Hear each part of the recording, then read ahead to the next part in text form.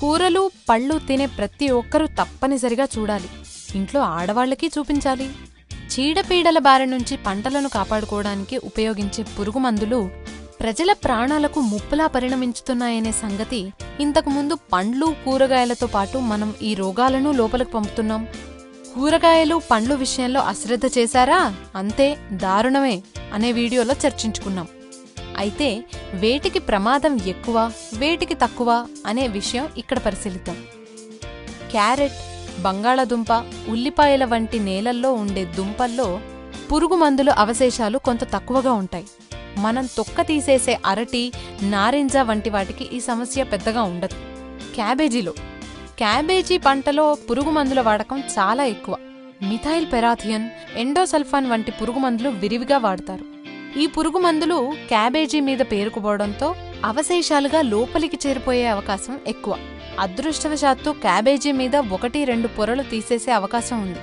అలా చేయటం ద్వారా వాటి మీద పేరుకున్న చాలా భాగం పురుగుమందులను తొలగించడం సాధ్యమే. తర్వాత మిగతా కూరగాయల్లా క్యాబేజీని కూడా 10 నిమిషాల పాటు ఉప్పు ద్రావణంలో ఉంచాలి. ఇప్పుడు మిరప. మన దేశం నుంచి గతంలో ఎగుమతి చేసిన మిరపకాయల్లో పురుగుమందు అవశేషాలు ఉండాల్సిన పరిమితి కన్నా ఎక్కువగా ఉన్నాయంటూ కొన్ని విదేశాలు వాటిని తిరస్కరించాయి.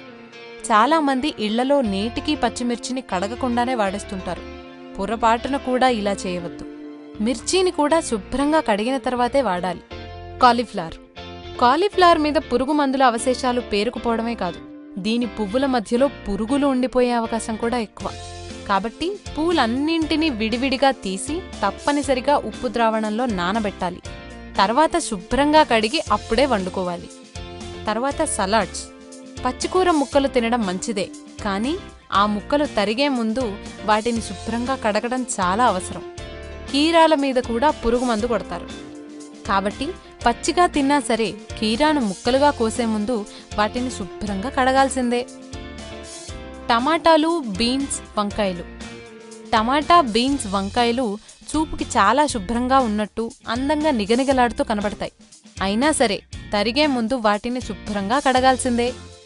ఎందుకంటే టమాటాల మీద మోనోక్రోటాఫాస్, ఫినాల్ఫాస్, క్లోరిఫైరిఫాస్ వంటి రకరకాల మందులు చల్లుతారు.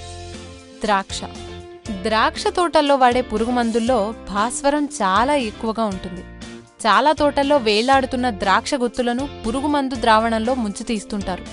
వాటిని శుభ్రంగా రుద్ది కడుక్కుని తినాలి. ఇక బెండకాయ ఎక్కువ రోజులు ఉంటే ముదిరిపోతుంది కాబట్టి కోసిన వెంటనే మార్కెట్కు వేసేస్తారు. రేపు కాయ కోసే రోజైనా సరే ఇవాళ పురుగుమందు కొట్టి కోతకు వచ్చిన వాటిని తరలిస్తుంటారు. దీనివల్ల పురుగుమందు అవశేషాలు బెండలో మిగిలిపోయే అవకాశాలు చాలా ఎక్కువ. చాలామంది బెండకాయలను కడగకుండా తుడుస్తుంటారు, కానీ అది సరికాదు. బెండకాయలను కూడా శుభ్రంగా కడగాల్సిందే. ఇక ఆకుకూరలు ఖరీదు తక్కువ, అందుకని వాటికి వాడే పురుగుమందులు కూడా చాలా తక్కువ ఖరీదు. తక్కువ రకానికి చెందిన BHC రకం లిండెన్ పురుగుమందు వాడతారు. ఇవి చాలా కాలం నేలలోనూ నీళ్లలోనూ ఉండిపోతాయి. తర్వాత ఆహార చక్రంలో ప్రవేశించి తల్లి నుంచి పసిబిడ్డలకు కూడా చేరతాయి. కాబట్టి కొత్తిమీరతో సహా అన్ని రకాల ఆకుకూరలను శుభ్రంగా ఉప్పు నీళ్లలో కొంతసేపు ఉంచి తర్వాత కడిగి మాత్రమే వాడాలి. ఈ వీడియో కనుక మీకు నచ్చినట్లయితే లైక్ కొట్టి షేర్ చేయండి. మరిన్ని వీడియోస్ చూడాలనుకుంటే వెంటనే సబ్స్క్రైబ్ చేయండి. Thank you.